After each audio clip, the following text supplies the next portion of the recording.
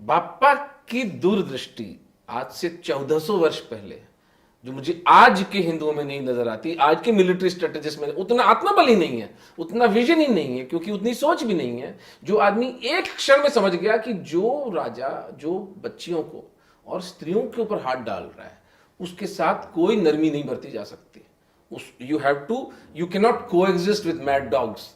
पागल कुत्ते के साथ सहअस्तित्व तो नहीं होता, सर में गोली मारी जाती है। ये स्पष्ट सत्य जिसको समझ में आया, उसका परिणाम मैं आपको समझाता हूं। और फिर वो गए अफगानिस्तान, गजनी शहर के अंदर सलीम नाम का राजा बैठा था, जो कि कॉप्टिक क्रिश्चियन से लोग अफगान्स बने थे। कॉप्टिक क्रिश्चियन इजिप्ट से आए थे, अफगान्स आर ऑल और Coptic Egyptians.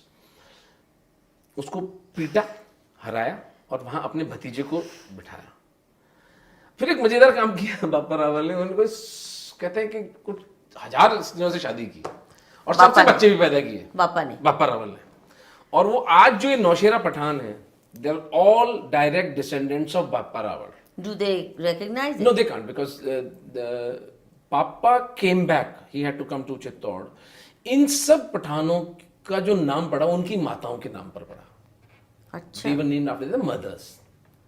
So, but they were all Hindus at that time. ये पठानों का तो कभी हुआ था, ये तो पिछले 400-500 साल की घटना है। बिल्कुल। But they were all descendants. आज भी जो ब्लड उनके अंदर चल रहा है वो बापा रावल का है। अच्छा, 30-35 साल बापा रावल चित्तौड़ पर शासन करते हैं। वो आने के बाद में उनकी प्रसिद्धि इतनी हो गई कि जो मोरी राजा था उसको उन्होंने अपदस्थ करके वो स्वयं राजा बन गए। और ये हिंदू कॉन्फेडरेशन अगले 500 वर्षों तक हमें इस्लाम से सुरक्षित रखता है। The first defeat of a Hindu king happens in 1192 in second battle of Tarain.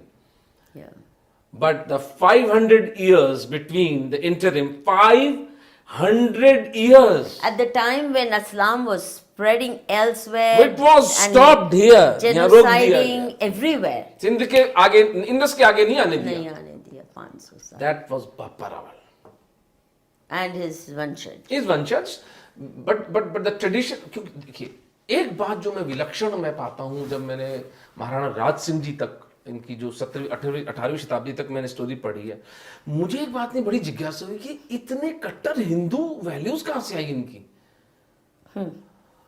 तो मैं समझता हूं, मैं तो थोड़ा खोज भी की है कि एक बहुत स्ट्रॉन्ग इंडोक्ट्रिनेशन सिस्टम भी था हमारा, कि जो राजकुमार होता था उसको हिंदू बनाना, एंकरिंग, मॉरल एंकरिंग, जो भी मतलब that's the right word, moral anchoring, ethical anchoring, और जो सारा नोशन ऑफ किंगशिप, वो जो भीष्म पितामह का जो सारा राजा के ऊपर जो जिम्मेदारियां, दैट शैया पे, मृत शैया पे जब वो बोलते हैं, तो इट्स नॉट जस्ट। और वो जो बातें हैं, यू सी अभी जो टीवी सीरियल होलकर आ रहा है, अहिल्याबाई, नहीं, मैं इसलिए कह रही हूँ कि इस समय काल तक भी आके notion of kingship in India, ruler-ruled relationship in India, in Hindu dharmic tradition, is so different from the Western Europe connotation, और इस्लाम का तो भूल ही जाओ, but certainly even European, कि राजा का प्रजा के साथ का जो रिश्ता है, और इसीलिए आज भी राम राज्य को इस साइड करते हैं।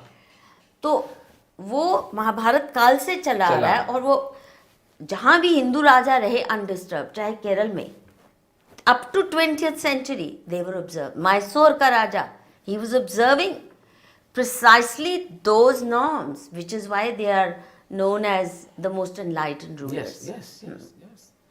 तो ये बात बहुत विलक्षण है कि हिंदू धर्म के प्रति प्रगाढ़ आस्था, और 1 मिलीमीटर भी जगह ग्रांट नहीं करना इस्लाम को। ये मेवाड़ के महाराणाओं में, मैं 1100 साल तक ये जो फाइट करती है फैमिली, वो उस फिलॉसफी को 1 मिलीमीटर जगह ग्रांट नहीं करते। अच्छा, ये अब बताइए, ये फैमिली का थोड़ा सा इतिहास, नाम, बैकग्राउंड, और कितने इसमें। बापा रावल के बाद में 3 राजा होते हैं, खुमान 1, खुमान 2 एंड खुमान 3। खुमान उनका नाम था, और ये लगभग एक 150 साल का इंटरम जिसमें 3 they are direct descendants direct descendants, मैं डायरेक्ट डिसेंडेंट की बात करूंगा अभी। एंड यू सेड पापा रावल की एंसेस्ट्री लिंक होती है लव लव से।